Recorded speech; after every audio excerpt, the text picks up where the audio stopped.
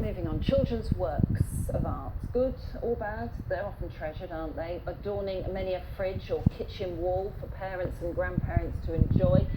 But now the hunt is on for some young artists from Longshore Juniors in Blackburn who will be well and truly grown up by now. Yeah, they will, because in the 1960s, the artist George Apden taught at the school.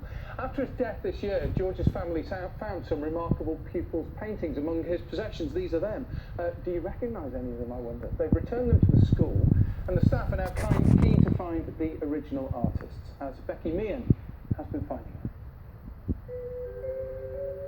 Junior school art from half a century ago.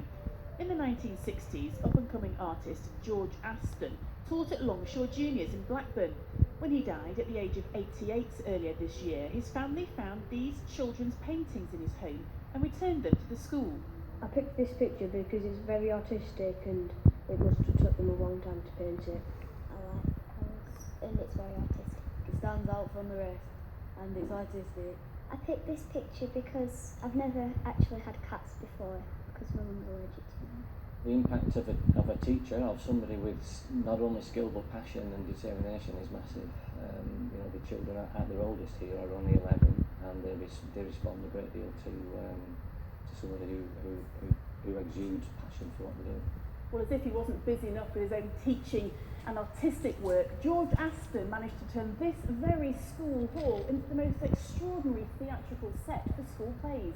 Mr. Aston put on his opulent production of Aladdin in 1966, and how many primary school children could have performed in such an impressive Cinderella? These Longshore pupils in 1967 certainly did. Later, Mr. Aston spent a decade as a lecturer at Rochdale College of Art and wrote several books about arts and crafts. Mr. Aston's young protégé will now be in their 50s and 60s, and Longshore Junior School is keen to hear from them. We would love to reunite the pictures with the original artists from all that time ago.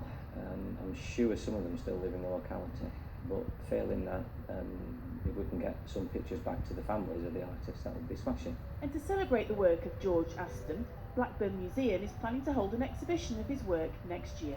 Becky Meehan, BBC North West Tonight, Blackburn.